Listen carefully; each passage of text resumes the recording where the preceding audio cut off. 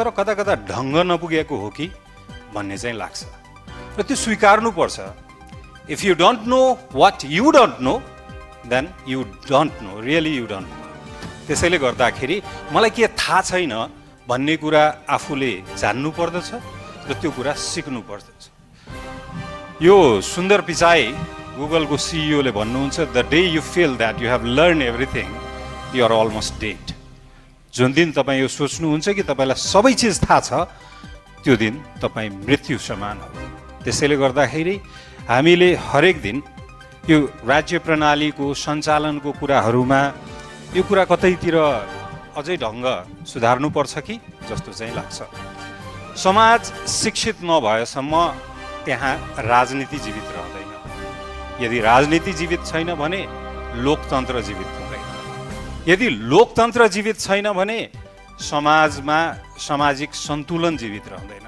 समाजमा सामाजिक सन्तुलन छैन भने सामाजिक न्याय जीवित रहँदैन। सामाजिक न्याय जीवित छैन भने वृद्धि हुँदैन र विकास पनि हुँदैन। हामीले वृद्धि र विकासको भिन्नता पनि बुझ्नुपर्छ। यहाँ चन्द्रगिरीको डाँडाबाट काठमाडौँ भ्याली हेर्दै गर्दाखेरि सबैतिर फैलिएको देखिन्छ, त्यो वृद्धि हो। तर त्यहाँ एउटा संरचना, एउटा योजना अनुसार छ कि छैन भनेर हेर्दा कतै पनि देखिँदैन। घरहरू हेर्दै गर्दा त्यो संरचना योजना बगैर आफ्नै तरिकाले वृद्धि भएको देखिन्छ।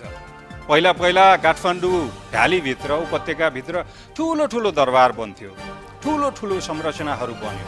तर त्यही डाँडापारी, धादिङको डाँडापारी स्कुल र अस्पताल पनि थिएन।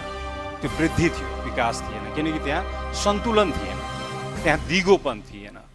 अहिले एउटा दिगोपन र एउटा सन्तुलन विकासमा आवश्यक छ, तर त्यो गर्दै गर्दा त्यसको स्टेक होल्डर को हो त, कसको कारण त्यो दिगोपन हुन सक्छ भन्ने कुरा हामीले बुझ्नुपर्छ र त्यसको सम्मान गर्न जान्नुपर्छ।